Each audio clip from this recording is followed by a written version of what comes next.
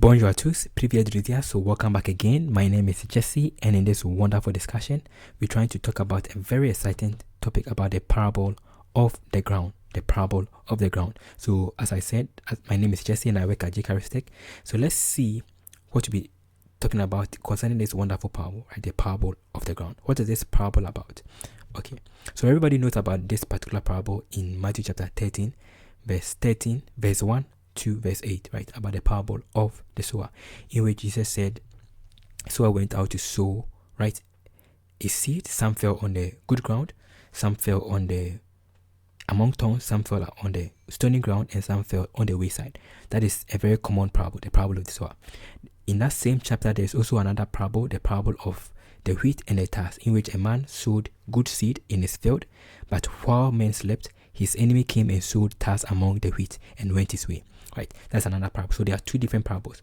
So we can learn some interesting lessons from these two parables, and there are some key things we can learn from this parable. So that is what we'll be talking about in this wonderful discussion.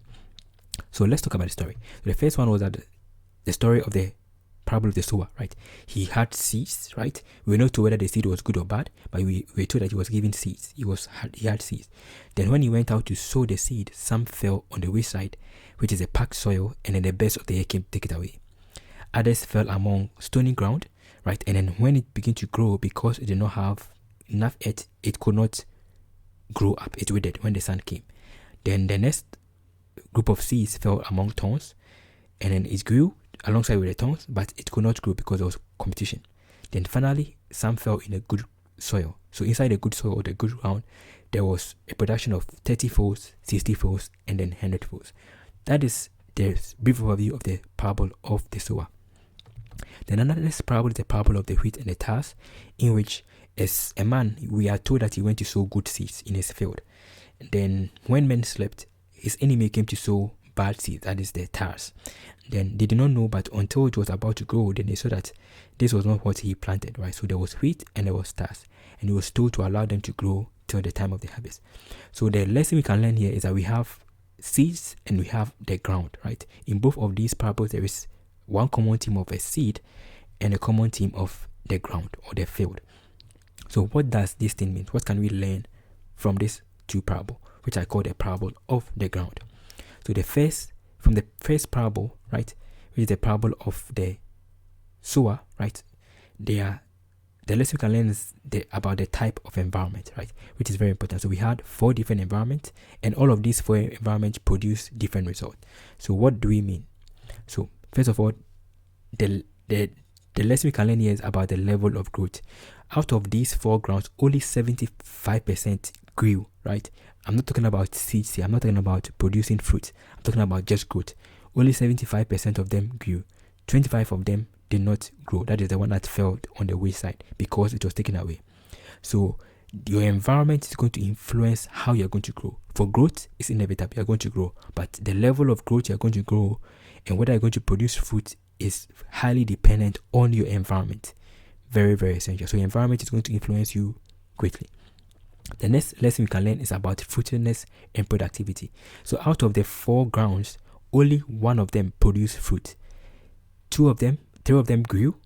1 of them produced fruit. The other one did not produce or not grow, right? So only 25% of them produced fruit. So that is how it is in this life. It is called the Pareto principle, or the principle of the vital few.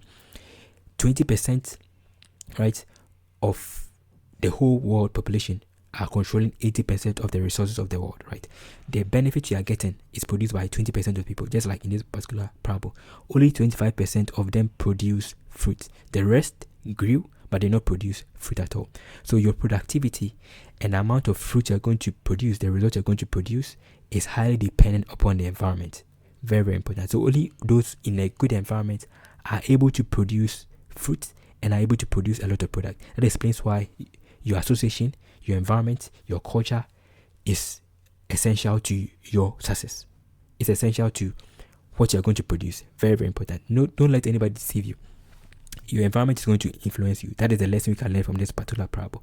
The final lesson we can learn is the rate of multiplication. So even in the good ground, the scriptures, the Bible says that some of them was 100-fold, others was 60-fold, and then 30-fold. So although they were all good grounds, there was levels of multiplication.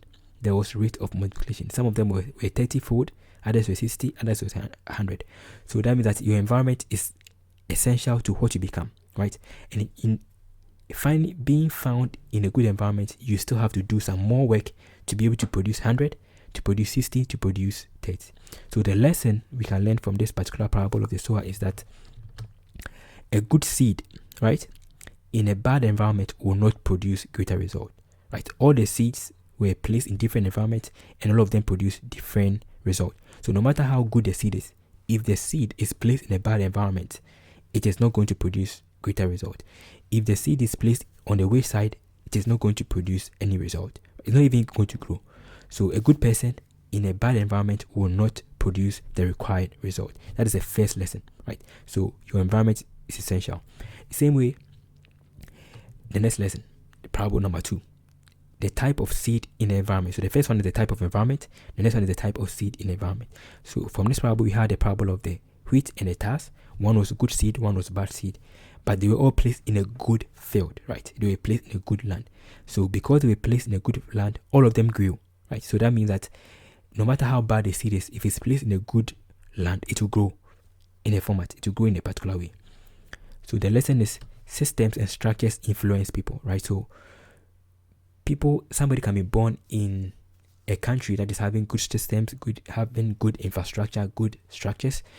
Even if the person is bad, he's going to benefit. He's going to reach a higher level than somebody that is good or somebody that is bad and in a bad environment, right? So the systems and the structures of the environment can become a benefit, can be an advantage, can be an opportunity to help someone become better, even if the person is bad, even if the person is not doing enough, right? Like somebody who's living in a very hard environment. So you should always concentrate on life, or not just controlling your environment, but building good structures and systems within your environment. Because the field was good, when they planted wheat, it grew. When they planted tares, it grew because the field was good, right? So your environment is very, very important. The next lesson is the ground was good, yes, but not all the seed planted on the ground is good, but they will all grow. So the ground was good, the field was good, but when they planted a good seed, which was a wheat, and a bad seed, which was a tare, all of them grew, right? So your environment is very, very important. The systems and structures within the environment can influence you up or down, positively or negatively. So the lesson we can learn from here is that any seed in a good or favorable environment will grow. Any seed, whether it is bad seed or good seed, once it is within a good and favorable environment, it is going to grow. So any person, right, whether he is good or bad, in a good environment is going to produce results. It's going to grow better than someone who is in a bad environment. So that is the lesson we want to learn from here. So this is about the power of environment and then the power of the type of seeds in the environment. So you have to manage your environment very well, your associations, the people you relate with, the country you find yourself in, the environment you create within, internal and external. For whosoever had, to him shall be given, and he shall have more abundance. So this explains why some countries, like more developed countries, right? If you check out more developed countries, they, even though their system may be bad, right? Or even though the people there may be bad, they may not be active, may not be hardworking, because they are already in a good country, their life is good for them, right? And there's people that are good, they are working hard, doing everything hard, like maybe in South America somewhere, or in Africa somewhere, or in Asia somewhere, or even in America or Europe. They are doing hard work, but because they are in a bad environment, in an environment that is not favorable, they are not able to produce the results. Sometimes people always think that, like, why is that? Let's say Africans are not the richest people in the world just by them having all the resources, right?